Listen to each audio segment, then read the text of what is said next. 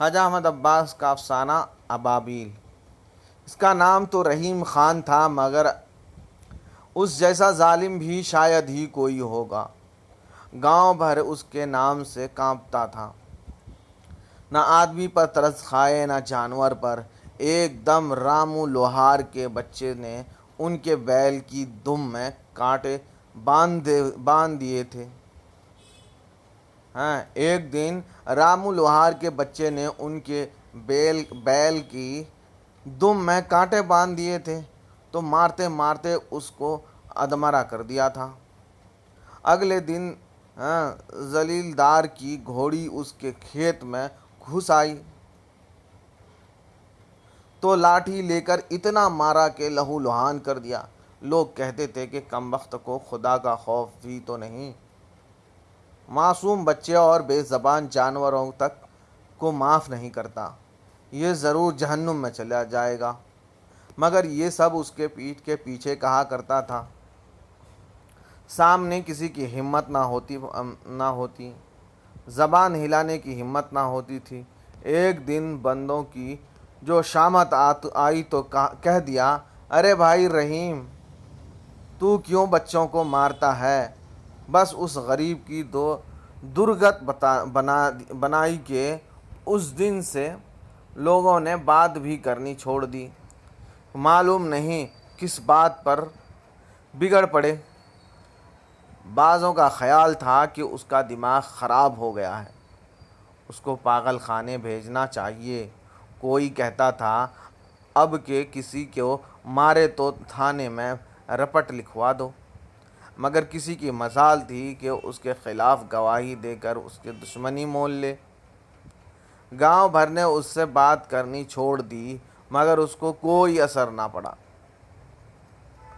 صبح سویرے وہ ہل کاندھے پر دھرے اپنے کھیت کی طرف جاتا دکھائی دیتا۔ راستے میں کسی نے نہ پوچھتا۔ کھیت میں جا کر بیلوں سے آدمیوں کی طرح باتیں کرتا۔ اس نے دونوں کے نام رکھے ہوئے تھے، ایک کو کہتا تھا نتھو اور دوسرے کو کہتا تھا چھدو۔ ہل چلاتے ہوئے بولتا جاتا، کیوں بے نتھو، تو سیدھا نہیں چلتا؟ یہ کھیت آج تیرا باپ پورا کرے گا۔ اور پھر چھدو، تیری بھی شامت آئی ہے کیا؟ پھر اور غریبوں کی شامت ہی آ جاتی ہے۔ سوت کی رسی کی مار دونوں بیلوں کو کمر پر زخم پڑ گئے تھے۔ شام کو گھر آتا تو وہاں اپنی بیوی بچوں پر غصہ آتا تھا۔ دال یا ساگ میں نمک ہے، بیوی کو ادھیڑ ڈالتا۔ کوئی بچہ شرارت کر رہا ہے تو اس کو الٹا لٹکا کر بیلوں کی والی رسی سے مارتے مارتے بے ہوش کر دیا۔ غرض ہر روز ایک آفت آ پڑتی تھی۔ آس پاس کے جھونپڑوں والے روز رات کو رحیم خان کی گالیوں اور اس کی بیوی اور بچوں کی مار کھانے اور رونے کی آواز سنتے، مگر بیچارے کیا کر سکتے تھے؟ اگر کوئی منع کرنے جائے تو وہ بھی مار کھائے۔ مار کھاتے کھاتے بیوی عورت اور ادموئی ہو گئی تھی۔ 40 برس کی عمر میں 60 کی معلوم ہوتی تھی۔ بچے جب بھی چھوٹے تھے تو پٹتے رہے۔ بڑا جب 12 برس کا ہوا تھا تو ایک دن مار کھا کر جو بھاگا تو واپس نہ لوٹا۔ قریب کے گاؤں میں ایک رشتے کا چچا رہتا تھا، اس نے اپنے پاس رکھ لیا۔ بیوی نے ایک دن ڈرتے ڈرتے کہا، ہلاس پور کی طرف جاؤ، ذرا نورد کو دیکھتے آنا۔ بس پھر کیا تھا، آگ بگولا ہو گیا۔ میں اس بدماش کو لینے جاؤں؟ اب وہ خود ہی آیا تو ٹانگیں چیر کر پھینک دوں گا۔ یہ بدماش کیوں موت کے منہ میں واپس آنے لگا۔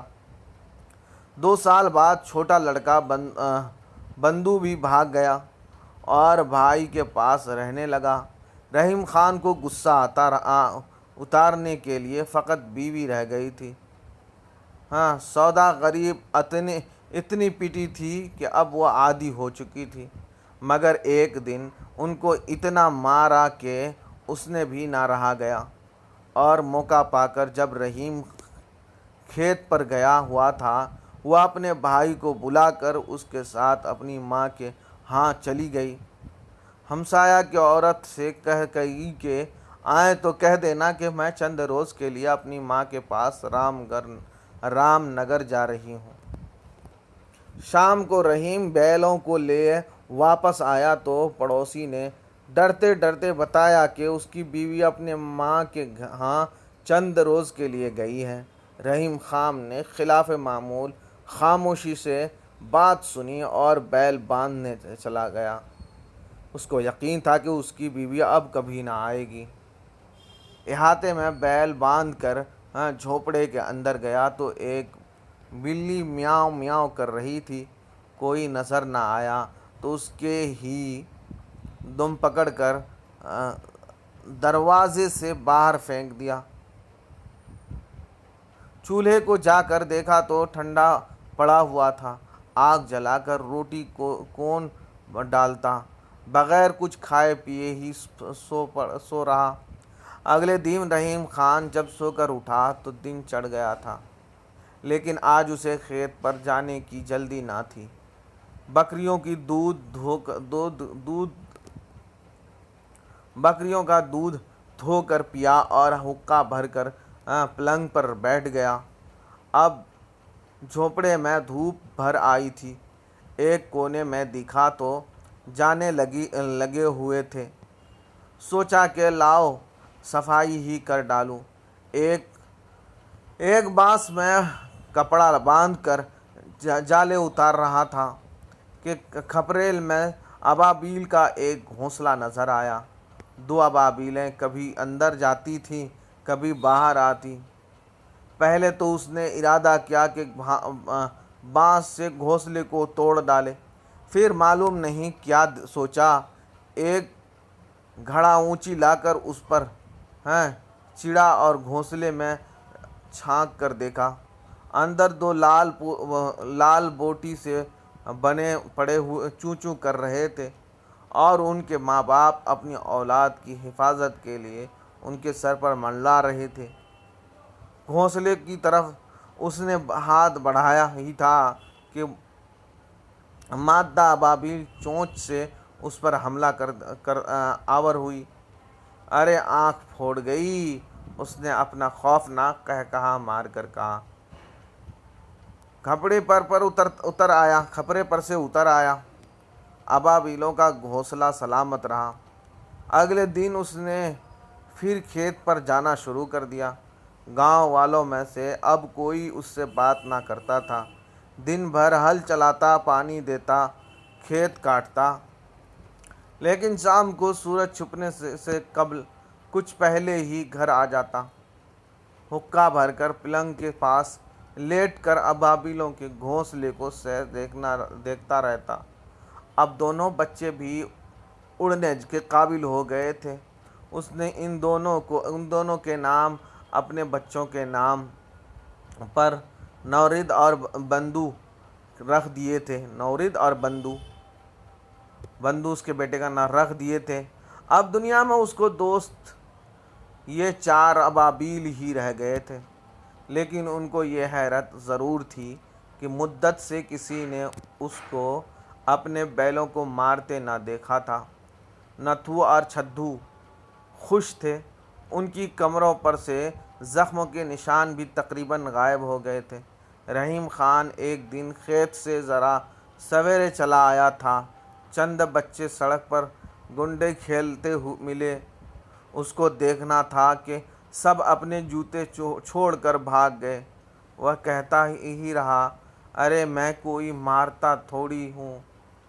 آسمان پہ بادل چھائے ہوئے تھے۔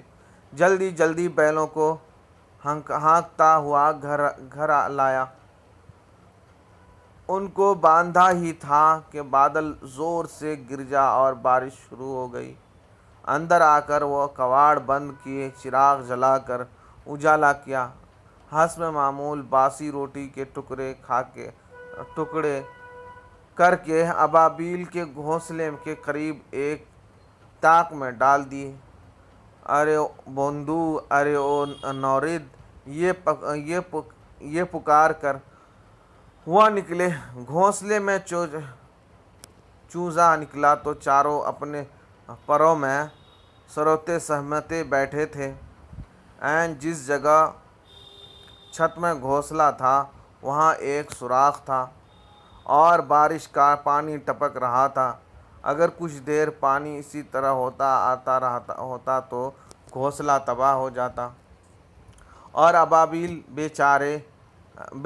بیچاری بے گھر ہو جاتی۔ یہ سوچ کر اس نے کواڑ کھولے اور موسلا دھار بارش میں سیڑھی لگا کر چھت پر چڑھ گیا اور جب تک مٹی ڈال کر سوراخ کو بند کر کے اور اوپر تو سرابور تھا، پلنگ پر جا کر بیٹھا تو کئی چھینکیں آئیں مگر اس نے پرواہ نہ کی اور گیلے کپڑوں کو نچوڑا، چادریں اوڑھ کر سو گیا۔ اگلے دن صبح کو اٹھا تو تمام بدن میں درد اور سخت بخار تھا۔ کون حال پوچھتا، کون دوا لاتا۔ 2 دن اسی حالت میں پڑا رہا۔ جب وہ دن اس کے کھیت پر جاتے ہوئے نہ دیکھا تو گاؤں والوں کو تشویش ہوئی۔ کالو زمیندار اور کئی کسان شام کو اس جھونپڑے میں دیکھنے آئے۔ جھانک کر دیکھا تو وہ پلنگ پر پڑا آپ ہی آپ باتیں کر رہا تھا۔ ارے بندو، ارے نورد، کہاں مر گئے؟ آج تمہیں کون کھانا دے گا؟ چند ابابیل کمرے میں پھڑپھڑا رہے تھے۔ بیچارہ پاگل ہو گیا ہے۔ کالو زمیندار نے سر ہلا کر کہا، صبح کو شفا خانہ والوں کو پتہ دے دیں گے اور پاگل خانہ بھجوا دیں گے۔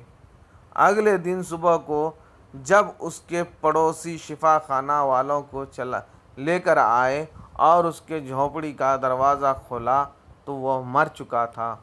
اس کی پانپتی باز ابابیل سر جھکائے خاموش بیٹھی تھی۔